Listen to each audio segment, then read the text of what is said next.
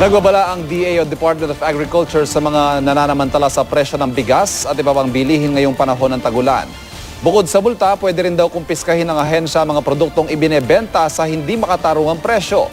Tiniyak naman ng NFA o ng National Food Authority na sapat ang supply ng bigas sa Pilipinas. May report si Julio Segovia.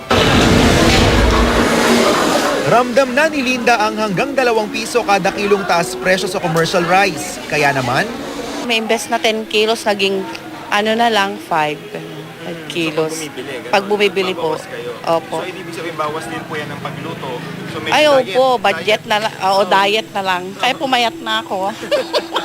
sa isang palengke sa Quezon City, umaabot na sa mahigit 36 pesos ang kilo ng well-milled rice. Po, konti ngayon ng harvest. Tapos na yung anihan. Nagtataniman ulit ngayon. Ganun kasi ang ang patakaran sa mga harvester. Binalaan naman ng Department of Agriculture ang mga mananamantala sa presyo. Bukod sa multa, kukumpiskahin din ang produkto ng mga mapang-abusong tindero. Hanggang wholesaler, hanggang farm level. Titingnan namin yung reasons nyo. And if we don't find it, then we could slap administrative cases, fines or confiscation of your goods, suspension of licenses. Ayon sa Department of Agriculture, sumisipa naman daw talaga ang halaga ng bigas kapag hindi pa panahon ng anihan. Nakaapekto rin daw sa taas presyo ang mababang rice production ngayon. Nadulot naman ng naranasang matinding tagtuyot sa Northern Luzon noong unang bahagi ng taon.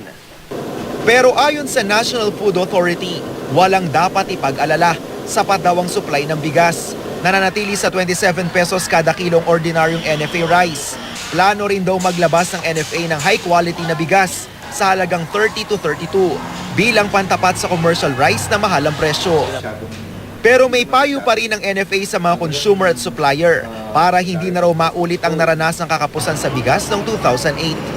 Huwag lang tayo magpanik and buy more than what we need kasi masisira yung ating merkado. Huwag natin samantalan ng presyo, huwag naman natin pagsamantalahin yung inventaryo. Huwag naman tayong ganid sa ating mga kita at tubo. Handa raw ang NFA na bilhin ng smuggled rice na nasabat ng Bureau of Customs kamakailan para maidagdag sa kanilang 21-day buffer stock. Ngayong tag-ulan, normal ding tumataas ang presyo ng ilang gulay at prutas. Sa monitoring ng Bureau of Agricultural Statistics, tumaas ng 10 piso ang kilo ng talong at pechay. Sa pwestong ito, 30 pesos ang iminahal ng kamatis. Like Baguio, mahirap daw yung daan.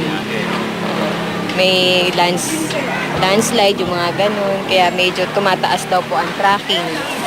Julio Segovia, GMA News.